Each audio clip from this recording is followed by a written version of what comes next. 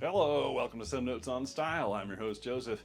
This week we're going to take a look at a handful of outfits utilizing the color palette, or should I say non-color palette, of white, cream, and tan. Usually best reserved for the sunniest days of spring and summer months, a bright, light, and airy look rooted in all white ensemble can be a great way of wearing an outfit that solidly plants you well into the season. But as we run through today's tips and tricks, we'll make sure you don't look like you stepped out of a mid-90s staged family portrait on the beach. So let's get started.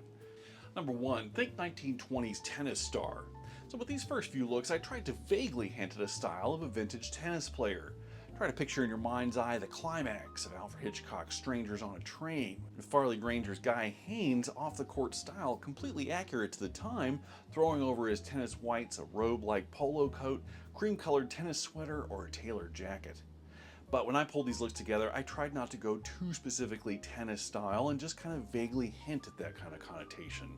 I never quite understood how those guys wore such heavy wool overcoats with their polos and shorts, so instead with this first look, I threw on a khaki colored raincoat for a look that would be totally appropriate for lounging around the house, and then maybe throwing on an outer layer if you run downstairs to go pick up a coffee and a paper.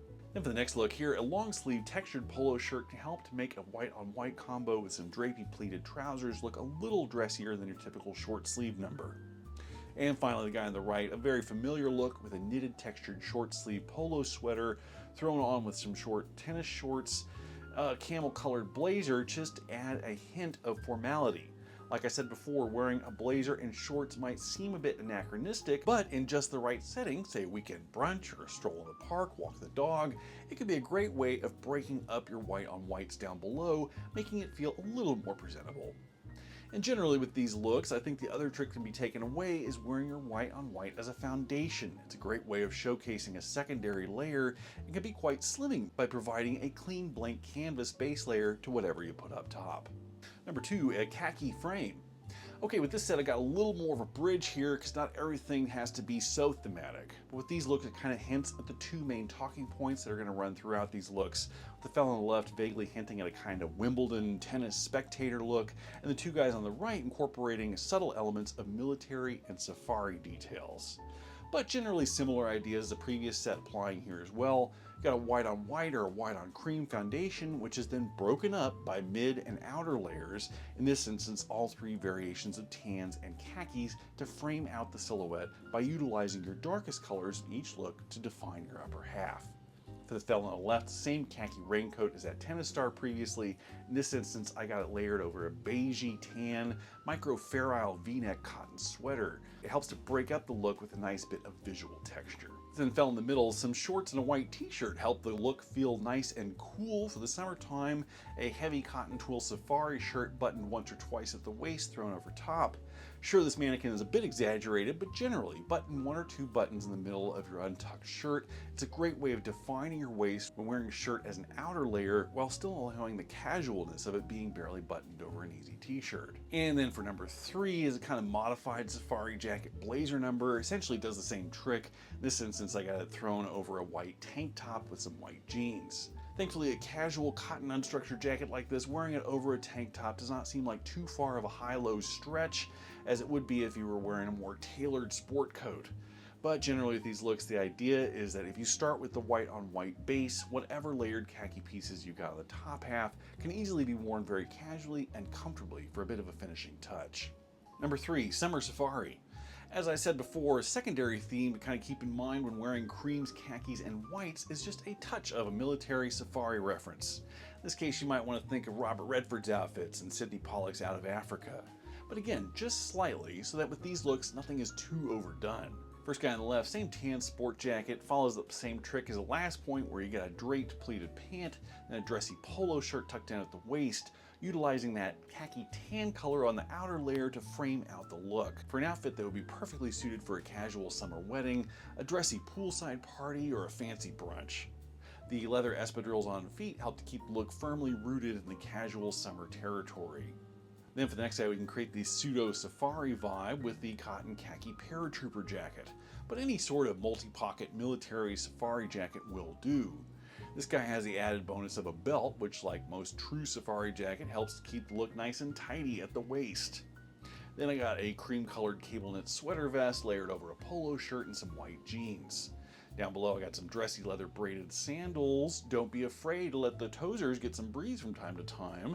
As long as you're not wearing cheap rubber thong flip-flops, any sort of dressier leather sandal can easily blend in with the look, which is firmly rooted in the warmer season and feel completely appropriate.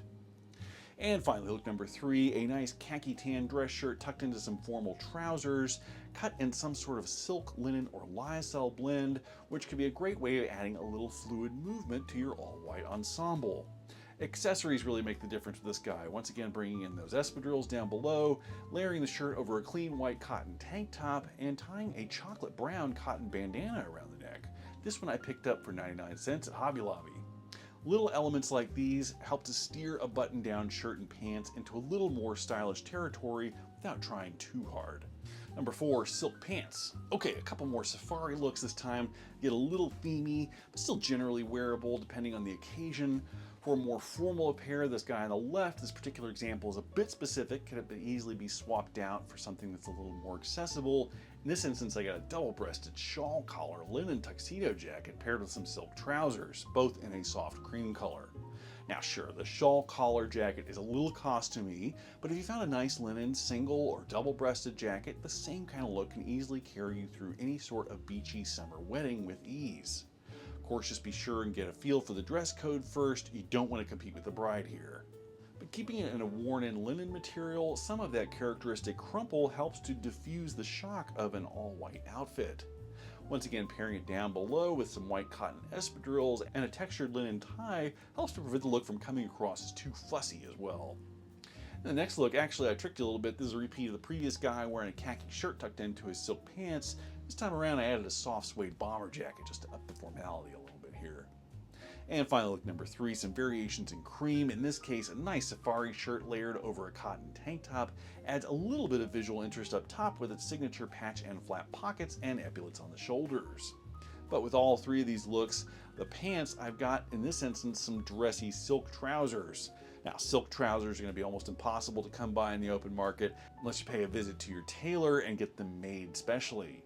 They're almost never around.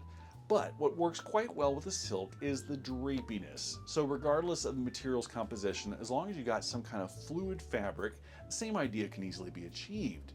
Even fast fashion brands like Zara, Mango, or H&M offer a wide range of linen, linen cotton, or tencel lyocell blend dressy trousers, which will all do the same thing, which is to give off an elevated, tailored elegance to your all-white look, hinting at a classic Man in Havana vintage foundation to offset whatever you pair it with up top.